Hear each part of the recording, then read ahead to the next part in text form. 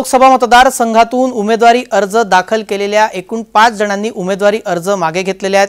त्यामुळे 16 जण निवडणुकीच्या आराखड्यामध्ये आहेत। निवडणुकीचे चित्र यापूर्वी स्पष्ट झालेले असून खासदार उदयनराजे भोसले आणि आमदार शशिकांत शिंदे या दोघांमध्येच दुरंगी लढत होणार आहे। दरम्यान चिन्हाचेही वाटप अपक्ष उमेदवारांना करण्यात आलेले आहे। मात्र चर्चा आहे जयंत पाटलांच्या दाव्याची।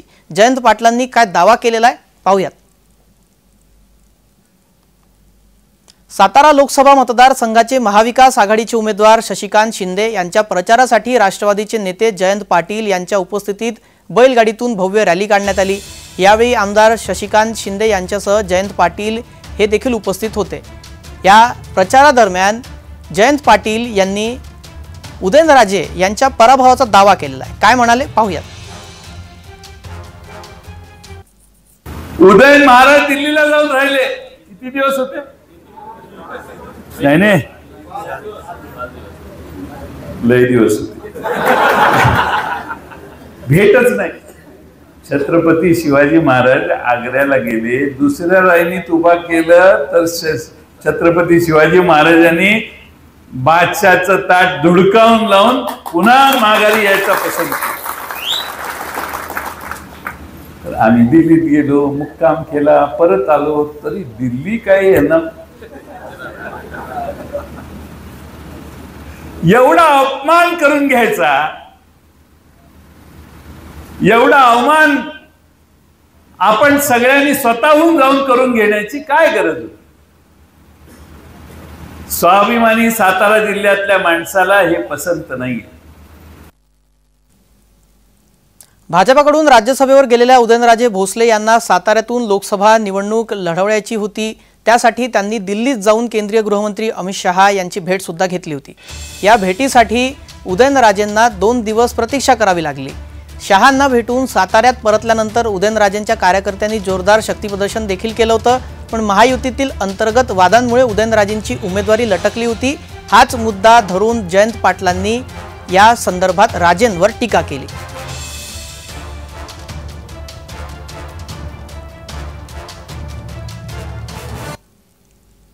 2019च्या लोकसभा निवडणुकीमध्ये साताऱ्याची जागा राष्ट्रवादीने जिंकली होती। उदयनराजे राष्ट्रवादीच्या तिकिटावर विजयी झाले होते। मात्र काही महिन्यात राजीनामा देऊन त्यांनी भाजपात प्रवेश केला।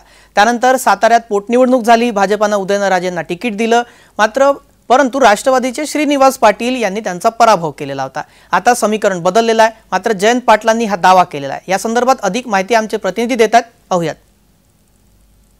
राष्ट्रवादीचे उमेदवार शशिकांत शिंदे यांच्यासाठी आज केळघर येथे प्रदेशाध्यक्ष जयंत पाटील यांनी सभा घेतली। या सभेकडे जाताना शशिकांत शिंदेंच्या बरोबर मोठं शक्ती प्रदर्शन करत जयंत पाटील हे बैलगाडीतून गेले आणि सभास्थळावर गेल्यानंतर मात्र त्यांनी उदयनराजेंवर मोठी टीका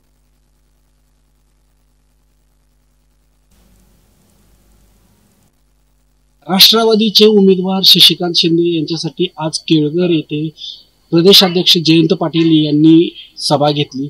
या सभेकडे जाताना शशिकांत शिंदेंच्या बरोबर मोठं शक्ती प्रदर्शन करत जयंत पाटील हे बैलगाडीतून गेले आणि सभास्थळावर गेल्यानंतर मात्र त्यांनी उदयनराजेंवर मोठी टीका केली आणि उदयनराजेंवर बऱ्याच प्रमाणात टीका करत त्यांनी उदयनराजे यांना तिकीट घेण्यासाठी दिल्लीत जावं लागलं। दिल्लीत गेल्यानंतर ते बरेच दिवस राहिले। शिवाजी महाराज हे ह्यांना औरंगजेबाने ज्यावेळेस दुसऱ्या लाईनीत उभं केलं त्याचा राग मनात धरून छत्रपती शिवाजीराजे भोसले हे तिथून निघून आले।